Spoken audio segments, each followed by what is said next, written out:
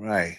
Welcome to another edition of Men on the Rise. And today we're always talking to some great people just who have done amazing things. And today we want to share someone with you that actually he's doing some great things and touching lives and just doing some amazing things. So I just want to go ahead and introduce my good friend, Coach Kelly. How you doing, my man?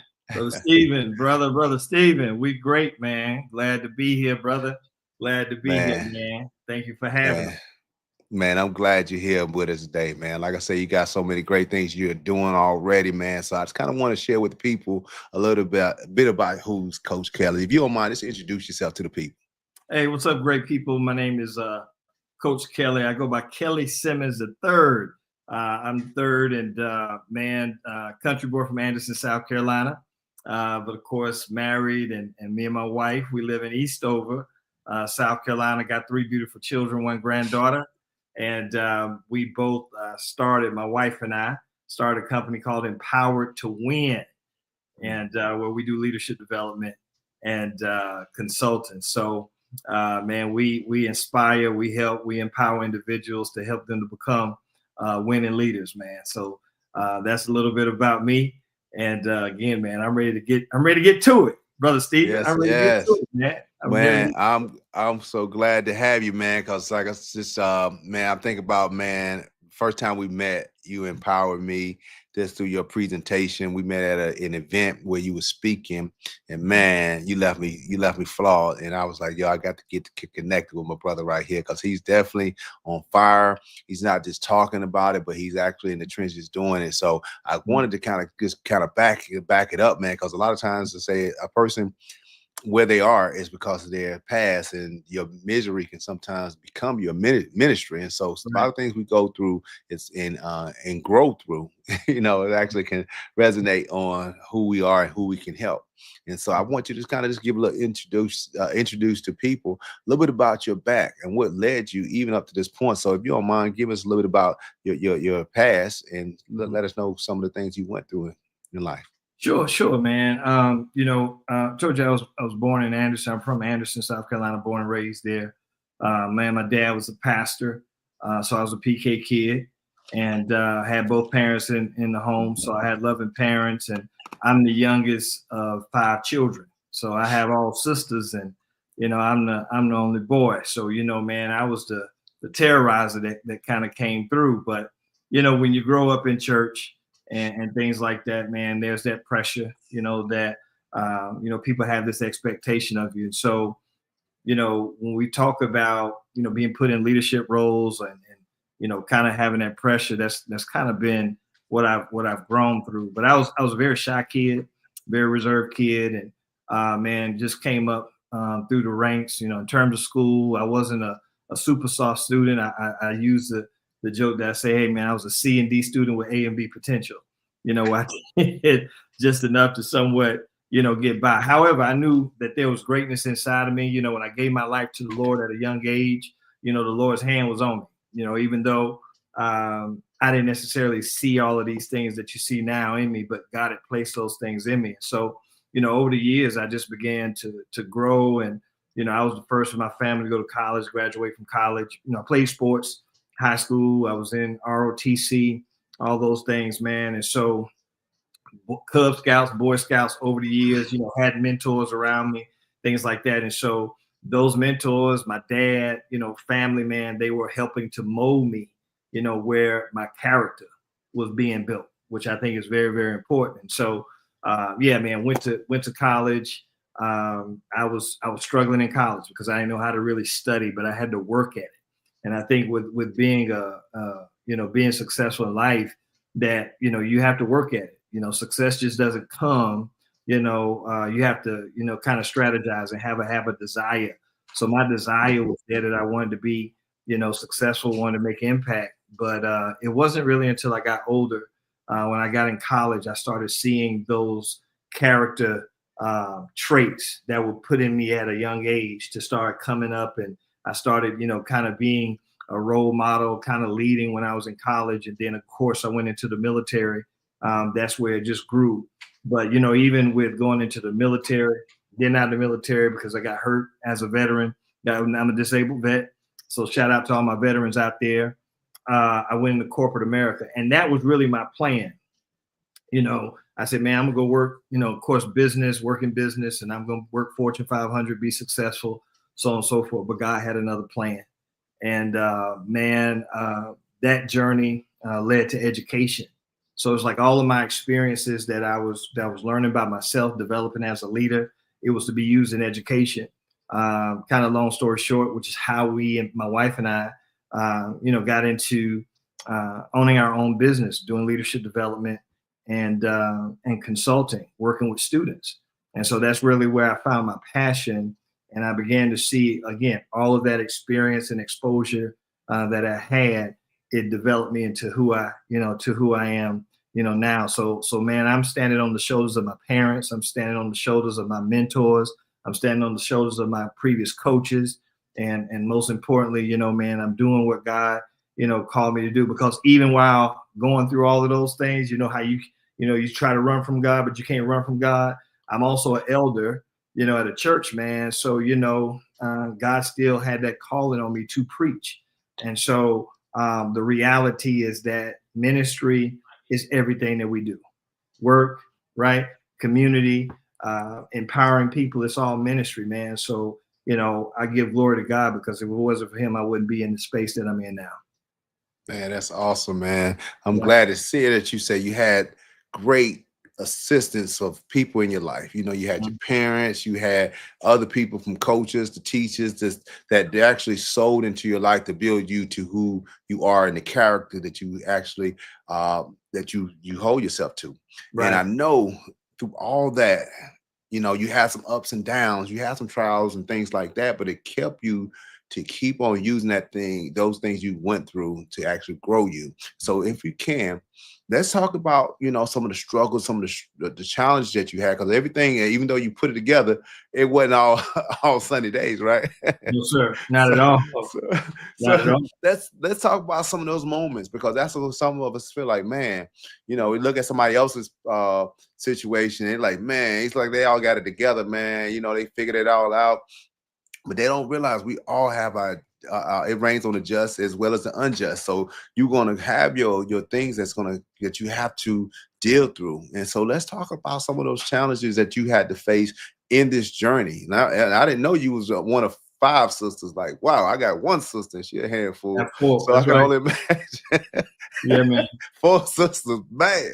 Yo, that was awesome.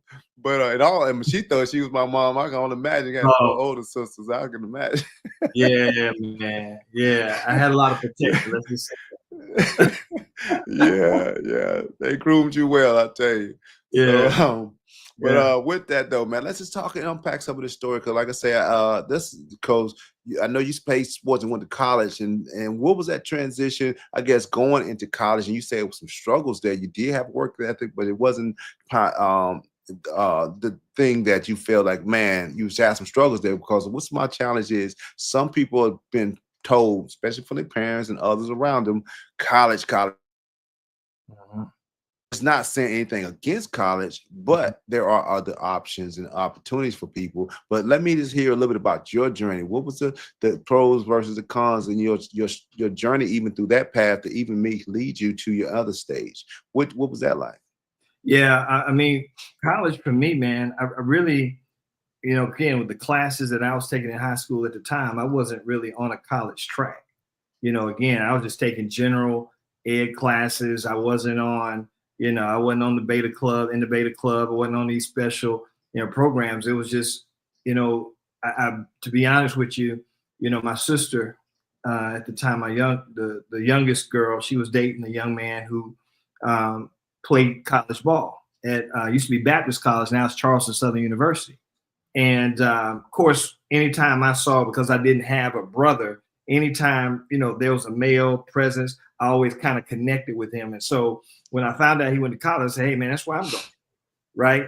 Didn't have a plan. That was the only college that I had applied for. And I think God just had mercy on me, man. The school had mercy on me. It's like, we just going to let him in. We'll let him in.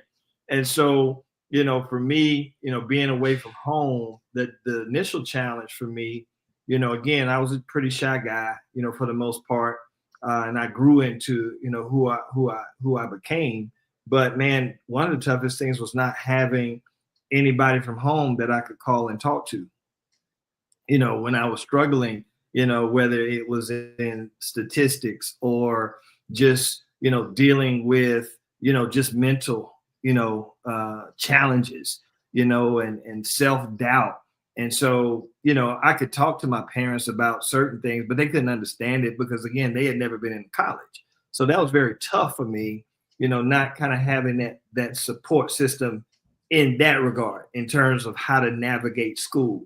And so that was a challenge. So I had to work on that. I had to ask for, extra credit. I had to sit at the front of the classroom, because I had to work twice as harder than the next person, because again, I wasn't there to fail.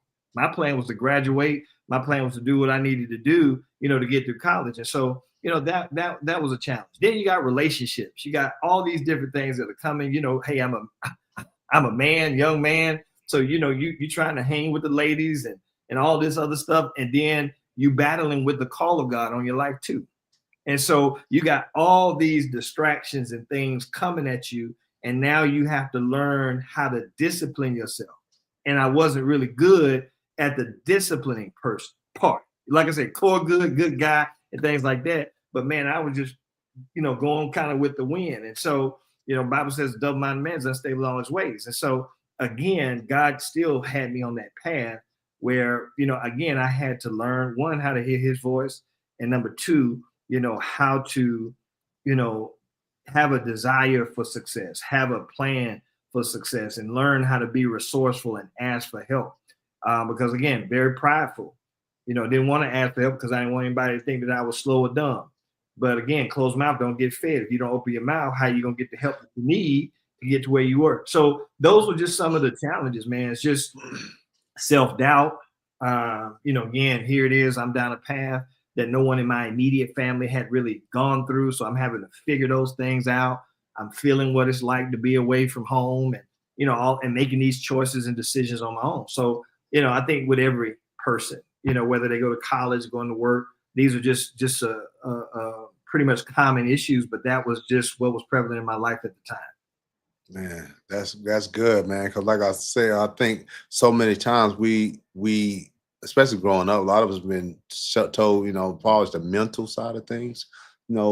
Suck it up and quiet. Don't really harp on, especially as much as us as males sometimes. Right. But that's a real situation, that we have to address. And I think it's more prevalent and more open now that we talk about those things, especially as men. I know we just talked about that on my men's call last week about some of the mental side of things that we deal with, and it's having that opportunity to be able to disclose. And so I know that's something maybe even now that you guys address more, but sometimes it may have been available. We just didn't know who to go to and how to be able to open up to someone as far as the mental aspects of what we go through.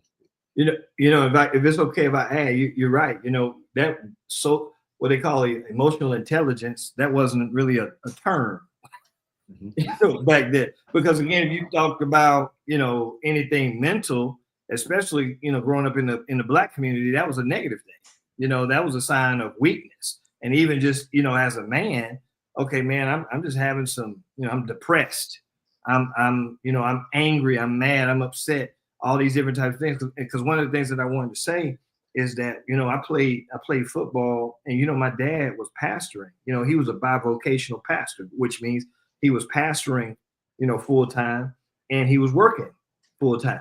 So when I played football and sports and I would look in the stands, my dad necessarily wasn't there. And he really wasn't the athletic type, great man, love, serve, help people. But I'm saying this, he only knew what he knew how to do at the time. And what I wanted to say is, as I began to grow up, and even just in college, and even in my later on when I graduated from college, man, there were things and resentment that I had towards my dad. So it was a personal thing, you know what I'm saying? Because, he wasn't, in essence, he wasn't what I thought he should have been, but he was being all that he knew how to be.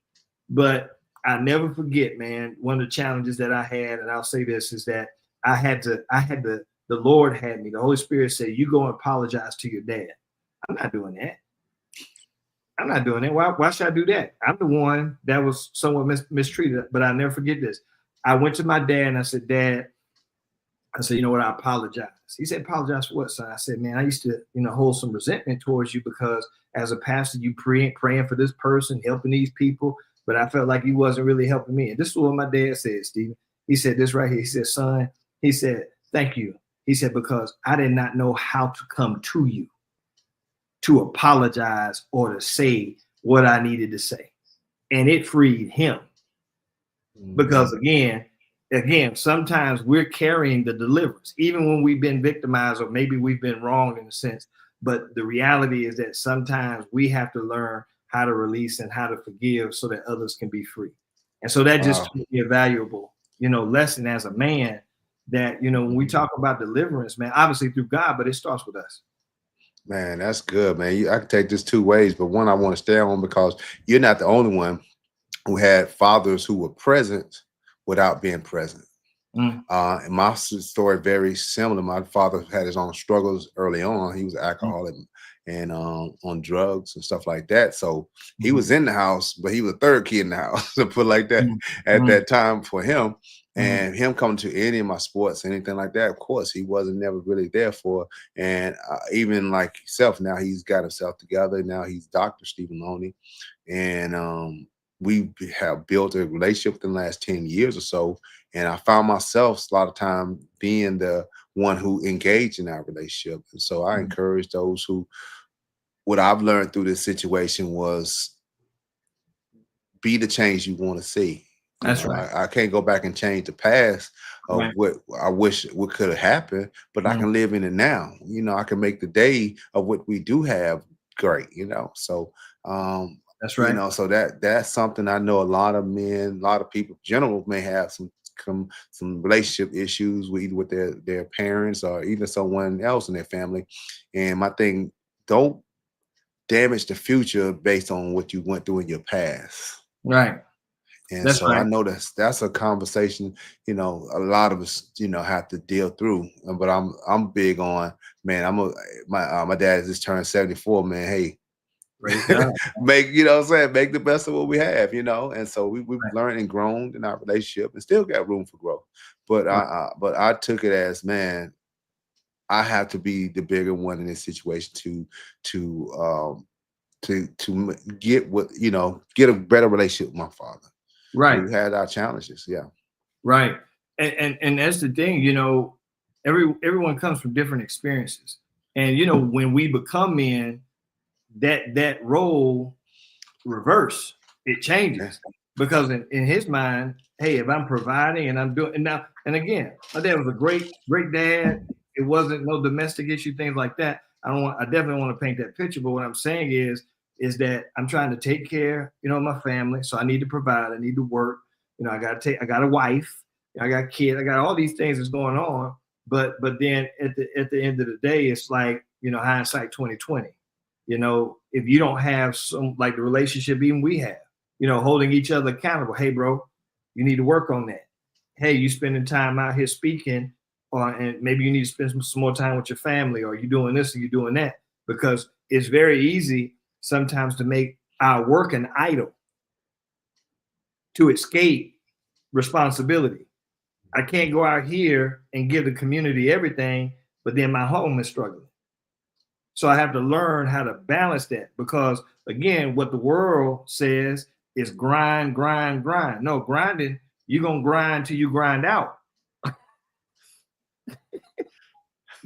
You got to have some balance. You know what I'm saying? What I'm saying. But see, that sales and that stuff sounds great, man. I got to grind. I got to hustle. I got to do all this other kind of stuff. But then if you're a man of God, you better hear the voice of the Lord and what he's telling you to do in the season that you're in.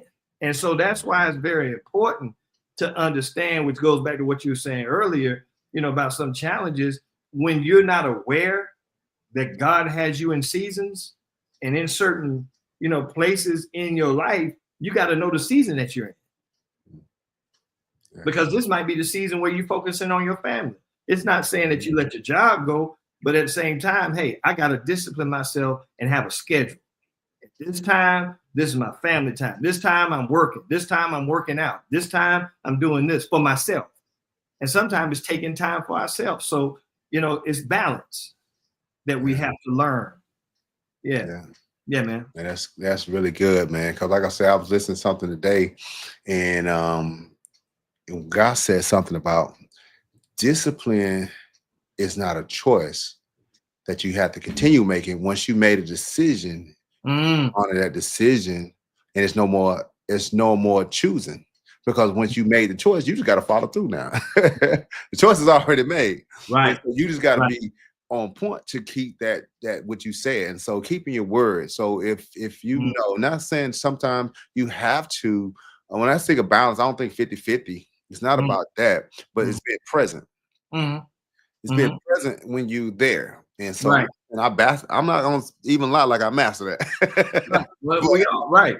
yeah, but it's to know that and to keep on working towards that to where whatever you give of yourself, you give all of yourself, not 50% of yourself. So it's not Mm, ever going 50-50, but giving 100% mm. ever.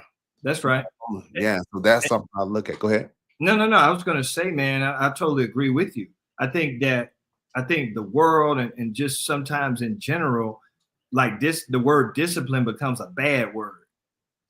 You know what I'm saying? Like if I'm not disciplined, well, most of us, for the most part, most men, I think, maybe, well, I don't know in this day and time, most men, you should get up, go to work. That's a discipline. It's a discipline, like you said, to keep yourself in the house. I'm not going out. I'm gonna stay here. You know what I'm saying? So we talk about certain discipline. I think that we definitely need to uh, we need to sometimes forgive ourselves and not put too much pressure, you know what I'm saying, on ourselves that, you know what I'm saying, if I'm not doing it the way Steven is doing it, I'm not doing the way this brother's doing it, I'm not doing it the way it's being done on, social media, and I'm not keeping up with him, then man, I'm missing the mark. But bro, if you just take an assessment and look where are you disciplined? It's not that you're not disciplined, it's just in the wrong, sometimes it could be in the wrong things. In the wrong, I got it. Because remember, God's already put everything in us that we need. We just got to know where to apply it and to put that pressure so that again we can carry those things where we carry those things out, man. Yeah. And like what you said, Proverbs 16:3 says, commit your work to the Lord, and then your plans will be established. That's exactly what you just said a few minutes ago. Right? Okay, it's commitment. I'm committed to this. Yes. Now, Yes. let me just say this and let me just be transparent. For example, I went through a divorce. Right? So you got to believe. I mean, all the stuff that I'm dishing out. Now here it is. Again, I've committed. Like I said, I've gone through divorce now. Well, I'm not going to be good for anybody. And I had to go through the Lord. I had to go to the Lord, ask for forgiveness, all those types of things. I couldn't blame her because it's so easy to point the finger. I had to look at me and say, you know what? What do I need to change? What do I need to learn from this? And God graced me. People can say what they want to say, but God graced me to get married again and to to be able to go through that. And so the things that I was not disciplined in or structured in, even from the onset, now I'm more aware of that so that I can commit to say, hey, this time I want to make sure that the plan is established that God has for my life. And I'm with the person who God has, for me. That's good, man. Well, I want to go ahead and go down that path to kind of Sure. unpack that a little bit. Yeah. Like I said, I myself been through a divorce myself, and Mm. truly say a divorce, like you said, it's not something that one person did at all. They may Right. have did some things that wasn't good, but you Mm. have to look at self because it's in any relationship, it's always room for you to reevaluate Mm-hmm. yourself Mm-hmm. because Mm-hmm. through this time, even for me, it was a dark moment. Anytime you go through a divorce, it's like losing a whole arm. It's Yes, sir. it's not Yes, sir. Yes, sir. a part of you that can't be replaced. It's a dark moment, but it was a time for even for me to reflect. and say, what do I need to do to become better? And so during that time for me, I put down Proverbs 31 because I know I want to be married again. Put Mm-hmm. around on my walls, and at the bottom I said, I must first become a Proverbs 31 king to attract Mm. my Proverbs 31 queen. Come on. So I must be what I Come want to on. have. And Come on. so that's important. You know, you want greatness, but are you great? Are you That's that right. what you want? And so That's that's right. important, man. So let's just talk a little bit about that Yeah. situation if you care to.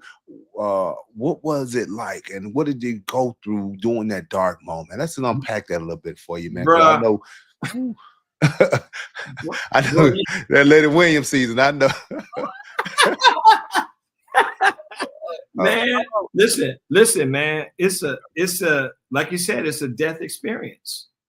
You know what I'm saying? mm, Because you know now I'm just gonna say it. I know we're in a different world, but usually most people don't plan on getting married to go through that, no, right? And so situations in life happens, but of course going through that, man, that was bro, that was a that was a tough situation. Like you said, man, I felt like, again, it was a death experience. I felt like, of course, and I had a son, and so the reality is that, um, man, he was young, he was 6, and so it was a challenge, man, because I wanted to do things to keep things together, and I felt like I didn't have any control at the time to be able to keep those things, together.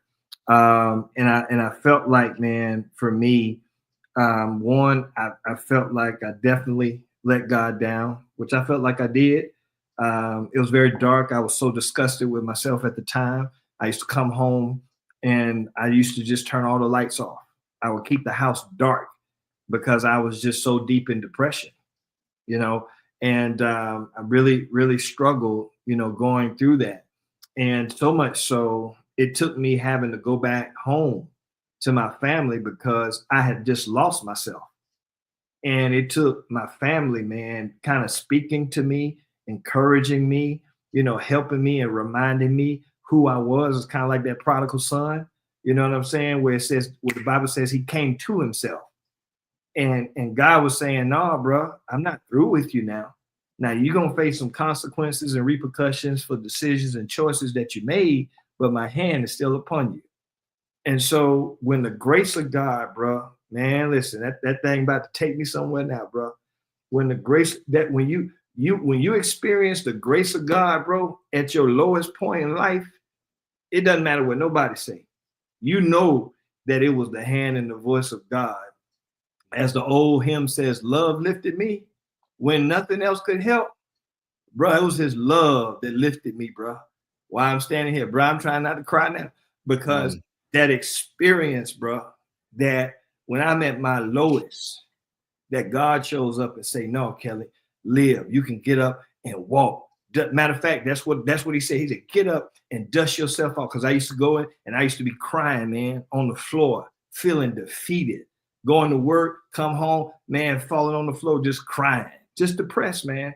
But it took the love of God through my family and just the scriptures, the promises of God, and things like that, man, to pull me up out of that pit, bro. Because I was in a pit. So what you yeah. see today is the grace of God, bro, operating in my Mhm. life. Wow, man. Wow. So how was it to when you finally found that traction? How did that transition? What started happening in Mm. your life that kind of brung you to see that light? What started happening? I know you say your family and things like Mhm, that, but mhm, once you start getting that second wind, mhm, you know, what mhm. was life like going into that new season? Man, listen. See, the beautiful thing that God gives us is a choice. Hmm. I had a choice. I could have stayed there, or I could have make the decision that I'm gonna move forward. And so Hmm. my choice was to move forward. Come hell or high water, I'm making a choice to move forward because again, what God spoke to me. So the determining factor was there. That was there was desire. My desire was that God is not through with me. My son still needs me. And at the end of the day, if God has the desire, for me to get married again, then I'll meet someone. So I did what you did. I said, hey, I'm gonna write it down. And so I began to write those things down, and I began to ask God, and He began to remind me of what He called me to. I still called you to preach. I still called you, I put this vision in you. And that's what I held on to. You know how people, the dreams, when God gives you a dream and gives you a vision, man, that thing keeps you alive. And so that's what I began to really continue to remind myself. And again, ups and downs, good days, bad days, low days, high days. But I held on to what God had promised, bro. And that's how I began, and my life started to change. It took a while now. It took a long time for my understanding that God could love me so much that He could still trust me what He placed in me. That's good. Yeah. Yeah. You understand? Yes. So go ahead, bro. Go ahead. No, go ahead. I ain't want to kill your thought though, man. I was thinking about God qualified the call, not call or qualified. And right. So yeah, man. So that just made me think about that, man. He had a call for us, and a lot of times when we lean into that gift and to that thing that God has for us, because like I say, my gift is I'm a connector. That's not a sexy gift by any means, but when you use your gift, right, you know what I'm saying, it does beyond what you can imagine. When I mean, this weekend I got a chance to connect some amazing people. Just because I met this person, we actually went upstairs and I met this person earlier, and I connected them to, and magic just is like wow. And I say it like times. It's sometimes when you're using your gift in the right way, it's like you inside the movie, eating popcorn, watching it unfold right before your eyes. Right before your eyes. That's right. But my thing is, and I hear you over and over saying the same thing that I'd say. You have to seek God's face. And the more you lean into seeking His face, and He'll give you desires of your heart. He'll give you what's in your hand, what's in His hand, but you have to love Him, not the stuff that He's going to have for you. And so that's something I'm hearing you say. So I want to definitely talk about you finding this area where you are now. How did all this kind of start coming together for you? A dream, bro. The dream that God had given me. I saw myself on a stage. God had in the dream, God had me on a stage, and I couldn't see the crowd. You're a speaker, you know how this is. You're on the stage, you can see the lights, but you can't see the crowd. And as I was speaking, there was fire coming out of my mouth. And the Lord was sharing with me that I was going to be speaking life and speaking deliverance to people. And at that time, He was really giving me, when I went through all those challenges in military and going to corporate America, all these working these great jobs and stuff, but I was still empty. See, when I got remarried and God began to work with me, I was homeless, bro. I started, and God's giving me these things while I'm homeless, while I'm, again, starting life over again. And now I'm on this path. See, he'll let you get a glimpse of it, but then you'll look at your situation. Lord, how am I going to get there? Well, that's right. I'm going to do it. You can't do it. I have to do it. So it's a trust. And so, man, listen, bro, God began to put me in spaces, education. Never wanted to do anything around education. I'm out there playing golf, minding my business. Next thing you know, I get this call from my buddy. I went to play golf with these guys, and an executive director of a charter school said, I want to interview that guy because based on his experience, I want him to come start working with my students. Brother, I wasn't even pursuing it. See, when God pursues, bruh, listen, when God is on you, doc, and the favors on you, bro, nobody can stop that. And so when I got into education, man, God just began to start giving me these things. And I started putting curriculums and training together. I'm going through all these different types of things. And I was a job readiness coach. I was like a career coach. And so, man, I was doing this stuff. I'm not even really still understanding the magnitude of what God was doing in my life, bro, Stephen. But he was preparing me for such a time as this, bro. And so, I worked at the charter schools. God had blessed me to go work in public schools, and I worked in higher ed as a job readiness coach, career counselor. And again, man, I'm giving you the Reader's Digest version. And then God placed us where we could start our own company, working with students ages 13 to 25 and empowering them through training and equipment. So I was like David, bro. I was out there in the field tending the sheep and didn't realize God would set me up, man, to be able to slay the giant. To empower, Yes. yeah, bro, for people who don't see themselves as leaders and people don't see themselves as winners, being able to speak to their heart, man, and speak to where they are and empower not just young people, even just professionals and organizations. Because even now, our heart and desire was to just work with students. But God began to open up doors where I started working with professionals and adults. And so now our company, man, has grown. We've been in business. We've been full time in what we do for 5 years. And bro, going on 6 years.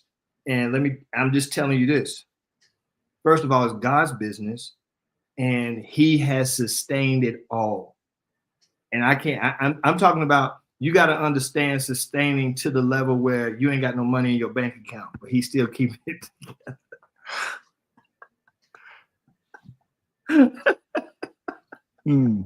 Yes. But now what we're talking about is process. See, there's a process to everything. It just doesn't just come and happen, overnight. It would be easy if I had some wealthy family member. Oh man, I'm gonna give you $1 million or $100,000 and start your business. No, God started us with nothing. And he sends somebody out to see what we're doing. And they said, you guys need to get paid for what you're doing. See, when we first did our first contract, I didn't even know how to put a contract together. That's it. Yeah. You know what I'm saying? So I'm not even gonna sit here and try to take the credit, because I can't take the credit, because God did it. I didn't do it. I told you what my mindset was, and I'm just going off of what he's shown me. But man, the prayer that I had, and I'm gonna let you get to it, man. I don't want to take over, man. But the prayer I had, I said, Lord, whatever you do through us, you open the door. Because I don't want the man to get the credit for nothing. And God just began to do those things in and through us, bro. Man, that's awesome, bro. Man, it's yeah, man. That's a blessing. Now, if you wouldn't mind, let's just talk about some of the things you guys are doing. So now that you say you've actually worked with students from 17, from 13 to 25, even working with adults and things like that. So what does this look like? How are you serving the people? Are you, like I said, are you still in the schools, or how are you going about helping individuals out there? What do you guys doing? Yeah, for our company's blessed. We are we work with students with disabilities. We're a vendor with Vote Rehab, and so we work with students across the state of South Carolina with disabilities, and we've been doing that for the past 5 years. That's how actually we got into the business. And so what we realize is that in this season, in which you'll understand, or what you learn to understand, that passion and the skills that got you to where you are is not going to be that same. The passion is there, but it requires a different level of skill, a different level of knowledge and education to take it to the next level. And what we realized is that this business is not, because when we started, it was just me and my wife, and oh, this is great. We're able to do what we love. But then when the vision is bigger than you, when the assignment is bigger than you, it's not even about you. It's about being able to be blessed so that you can bless other people. In other words, scale, grow, and develop. And so with that, our mission had to change. So now, we really focus on, like I said, leadership development from an organizational standpoint, where we can help organizations to build sustainable growth, kind of by cultivating their winning leadership. So God bless me, just to put a plug in there, man. God bless me to write a book. The Winning Leadership Challenge. You may not can see that because of the light, but it says the Winning Leadership Challenge. And I wrote it for students. This is an 8-step challenge for students to empower the winning leader within. But with that, has given our company the framework of what winning leadership is that works for students as well as adults. And so we want to strengthen the workplace, the culture, and we want to empower people to thrive. Whether that's, young people, and whether that's, again, young adults or adults. And so, that's what we do. And we're just guided by our values, man, to reflect the heart of winning leadership. That's what we feel like it's the message that we have and that we aspire to do. And so we've been blessed to work with educational institutions, businesses, nonprofit organizations, and even the faith-based community. Awesome, man. So if someone wanted to connect with you, or you want to find out more about this, how could they reach out to you guys? Sure. Well, me directly at CoachKellySimmons.com. That's Coach Kelly, Kelly Simmons.com. Of course, I speak and we do training, but there's information there. We're right in the transition now, of course, with Empowered to Win, which is the name, again, of the website that we have, empoweredtowin.com. But we're transitioning into our branding with Empowered to Win Leadership. So you can go to empoweredtowin.com, contact us, but we're going to be updating our website, social media with Empowered to Win Leadership, because it's truly a movement. But if you want to contact, of course, me initially, definitely Coach Kelly, Simmons.com or Coach Kelly Simmons on all social media platforms. Definitely can reach out to me, and we definitely are here to serve.